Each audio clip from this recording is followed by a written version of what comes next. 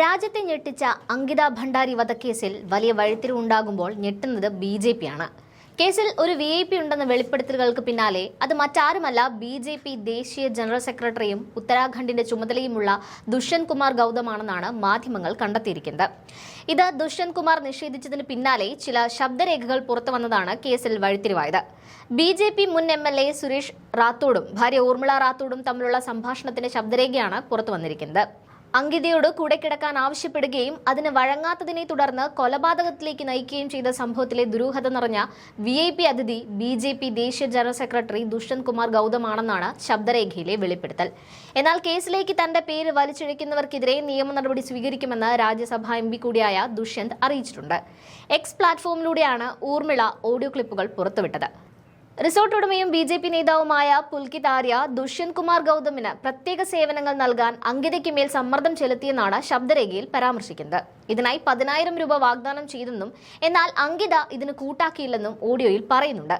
ഗൗതമിനെതിരെ സമാനമായ 7ഓളം കേസുകളുണ്ടെന്നും ഉത്തരാഖണ്ഡ് മുഖ്യമന്ത്രി പുഷ്കർ സിംഗ് ധാമി കുറ്റക്കാരെ സംരക്ഷിക്കുകയാണെന്നും ശബ്ദരേഖയിൽ ആരോപണമുണ്ട്. ശബ്ദരേഖ പുറത്തു വന്നതോടെ വൻ രാഷ്ട്രീയ വിവാദമാണ് പൊട്ടിപ്പുറപ്പെട്ടിരിക്കുന്നത്. ഇന്ത്യയുടെ എബ്സ്റ്റെയിൻ ഫയൽ എന്ന് വിശേഷിപ്പിച്ചാണ് സോഷ്യൽ മീഡിയയിൽ ഈ വിഷയം ആളിക്കത്തുന്നത്. ബി.ജെ.പി. നേതാക്കൾ ബലാത്സംഗ കേസ് പ്രതികൾക്ക് സംരക്ഷണം നൽകുകയാണെന്ന് കോൺഗ്രസ് വക്താവ് ഡോക്ടർ ഷെമ മുഹമ്മദും ആരോപിച്ചതോടെ വിവാദം ചൂടുപിടിക്കുന്നുണ്ട്. കേസിൽ CBI അന്വേഷണം ആവശ്യപ്പെട്ട് അങ്കിതയുടെ അമ്മ നടത്തുന്ന വിലാപത്തിന്റെ ദൃശ്യങ്ങളും വ്യാപകമായി പ്രചരിക്കുന്നുണ്ട്. തെളിവുകൾ നശിപ്പിക്കാൻ അങ്കിത ജോലി ചെയ്തിരുന്ന റിസോർട്ട് ബുൾഡോസർ ഉപയോഗിച്ച് തകർത്തെന്ന് നേരത്തെ തന്നെ വിവരങ്ങൾ വന്നിരുന്നു.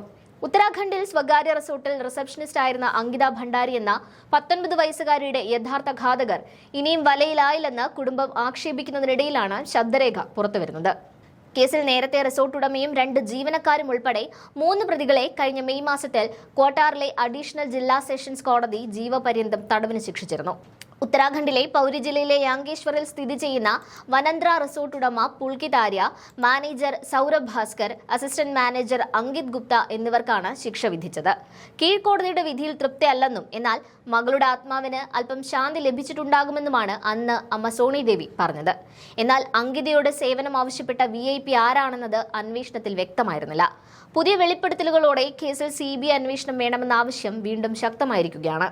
2022 സെപ്റ്റംബർ 18-ന് കാണാതായ അങ്കിതയുടെ മൃതദേഹം ഋഷികേശിന് സമീപം ചീല കനാലിൽ നിന്നാണ് കണ്ടെടുത്തത്. ബി.ജെ.പി. നേതാവ് വിനോദ് ആര്യയുടെ മകൾ പുൽകിത് ആര്യയുടെ ഉടമസ്ഥതയിലുള്ള റിസോർട്ടിലെ റിസപ്ഷനിസ്റ്റ് ആയിരുന്നു അങ്കിത. 2022 ഓഗസ്റ്റിലാണ് അങ്കിത ഇവിടെ ജോലിക്ക് കയറിയത്. സെപ്റ്റംബർ 18-ന് രാത്രി അങ്കിതയും പ്രതികളും തമ്മിൽ തർക്കമുണ്ടായതായി പോലീസ് പറയുന്നുണ്ട്. ഇതിനു പിന്നാലെ അങ്കിതയെ ഒരു വാഹനത്തിൽ കയറ്റിക്കൊണ്ടുപോവുകയും ബലപ്രയോഗത്തിന് ശേഷം ചീല കനാലിൽ തള്ളുകയുമായിരുന്നു. ഇതിനുശേഷം ഇവർ റിസോർട്ടിൽ മടങ്ങിയെത്തുകയും അങ്കിതയെ കാണാനില്ലെന്ന് പോലീസിൽ പരാതി നൽകുകയുമായിരുന്നു. എന്നാൽ 3 ദിവസത്തിന് ശേഷമാണ് അന്വേഷണം ആരംഭിച്ചത്. അതും മാതാപിതാക്കളുടെയും നാട്ടുകാരുടെയും കനത്ത പ്രതിഷേധത്തിനൊടുവിലാണ് പോലീസ് ഉണർന്നത്. പിന്നാലെ നടത്തിയ അന്വേഷണത്തിലാണ് ചില പ്രതികളെ അറസ്റ്റ് ചെയ്യുന്നത്. കൊലപാതകം നടക്കുമ്പോൾ റിസോർട്ടിൽ ഒരു വി.ഐ.പി. ഉണ്ടായിരുന്നു എന്ന ആക്ഷേപം നേരത്തെ ഉയർന്നതാണ്. ആ വി.ഐ.പി. ബി.ജെ.പി. എം.പി. ആണെന്ന് തെളിയിക്കുന്ന ശബ്ദരേഖ പുറത്തുവരുമ്പോൾ പ്രതിരോധിക്കാൻ സാധിക്കാത്ത വിധം ബി.ജെ.പി. പിൻവലിയുന്നുണ്ടെന്നതും വാസ്തവമാണ്.